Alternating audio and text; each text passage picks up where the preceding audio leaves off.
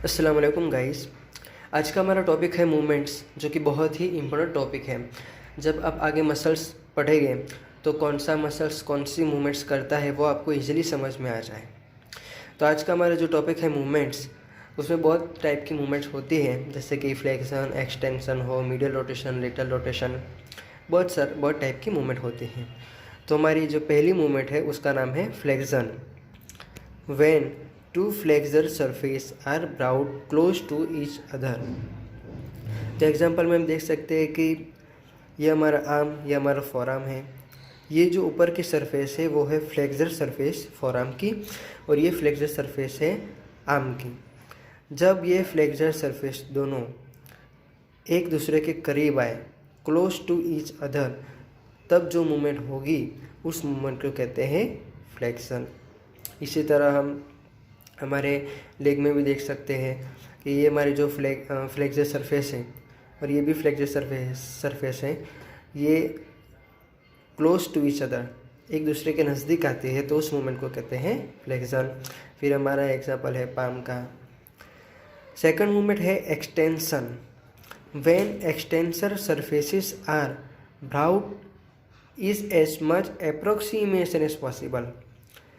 इसका मतलब ये है कि फ्लेक्सर में तो हम देख सकते थे वो एक दूसरे के करीब आ रहे थे और एंगल का फॉर्मेशन हो रहा था, लेकिन एक्सटेंशन में ये जो बाहर की सरफेस होते हैं उसे कहते हैं एक्सटेंसर सरफेस। तो हम देख सकते हैं अभी जो पोजीशन है फ्लेक्शन, तो ये बाहर के एक्सटेंसर सरफेस तो उसकी वापस पोजीशन में आएगी, तो पूरा तो मूवमेंट नहीं होगी लेकिन इतने तक आएगी। तो जो अप्रोक्सीमेटली जो मूवमेंट हुई और जो बाहर की तरफ वापस आई, तो उस मूवमेंट को कहते हैं एक्सटेंशन। फिर है एबडक्शन। व्हेन लिम्ब और thigh is taken away from the body. जैसे कि एग्जांपल में हम देख सकते हैं हमारी बॉडी है, उसमें जो लिम्ब है, अपर लिम्ब, तो ये taken away from the body, body से दूर हो रही है, तो ये जो मूवमेंट हुई उस मूवमेंट को कहते हैं एबडक्शन। और दूसरा एग्जांपल है लेग का। लेग भी जो हमारी बॉडी से अवे फ्रॉम द बॉडी हो रहा है, तो उस मूवमेंट को कहते हैं एबडक्शन। फिर है adduction. Adduction means when limb और thigh is brought towards the body.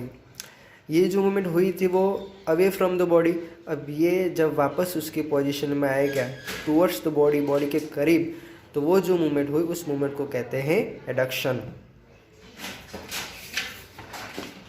फिर हमारी जो मूवमेंट है सरकमडक्शन।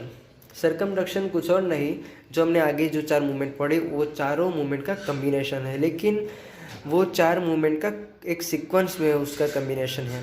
जैसे कि अ combination of extension, abduction, flexion and adduction. ये सीक्वेंस में जब मूवमेंट होगी तो उस मूवमेंट को कहेंगे सरकमडक्शन। फिर हमारी मूवमेंट है मीडियल रोटेशन। व्हेन आर्म और थाई रोटेट मीडियली।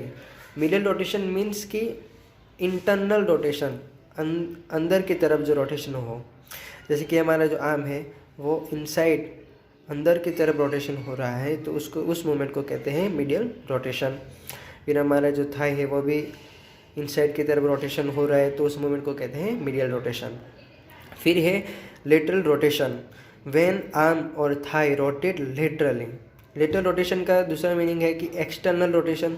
जैसे कि हमारी ये आर्म है वो बाहर की तरफ मूवमेंट कर रहा है, बाहर की तरफ रोटेशन कर रहा है, तो एक्सटर्नल रोटेशन हो रहा है, तो उस मूवमेंट को कहते हैं लेटरल रोटेशन। फिर हमारी मूवमेंट है supination. When the palm is facing forwards और अपवर्ड्स। जैसे कि देख सकते हैं मेरा पाम है, when the palm is facing forward और अपवर्ड, तो ये जो मूवमेंट हुई उस मूवमेंट को कहते हैं सुपिनेशन। और जब ये सुपिनेशन की मूवमेंट है, अब मैं इस पाम को इस तरह करूँगा, तो ये जो मूवमेंट हुई उसे कहते हैं प्रोनेशन। लिखा है कि when the palm is faces backwards और डाउनवर्ड, तो उस मूवमेंट को कहते हैं प्रोनेशन। ये फॉरवर्ड था, अब ये बैकवर्ड हो गया, तो ये जो मूवमेंट हुई उस मूवमेंट को कहते हैं प्रोनेशन। फिर मूवमेंट है dorsiflexion. When dorsum of foot is brought close to front of leg and sole faces forward।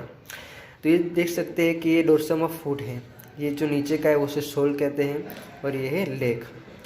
When dorsum of foot is close to leg, leg के करीब जाता है और ये जो सोल भाग है वो फेसिस फॉरवर्ड, तो ये जो मूवमेंट हुई उस मूवमेंट को कहते हैं डोर्सीफ्लेक्शन। और ये जो डोर्सम ऑफ फुट ये हमारा जो टुवर्ड्स हुआ था ये अब अवे होगा, अवे फ्रॉम द लेग, और ये जो सोल है वो फेसिस होगा बैकवर्ड्स। तो ये जो मूवमेंट हुई उस मूवमेंट को कहते हैं प्लांटर फ्लेक्शन। फिर है इन्वर्जन और इवर्जन। जैसे कि हम देख लो, ये जो हमारा डोर्सम ऑफ फुट है तो उसमें ये मीडियल बॉर्डर है और ये लेटरल बॉर्डर।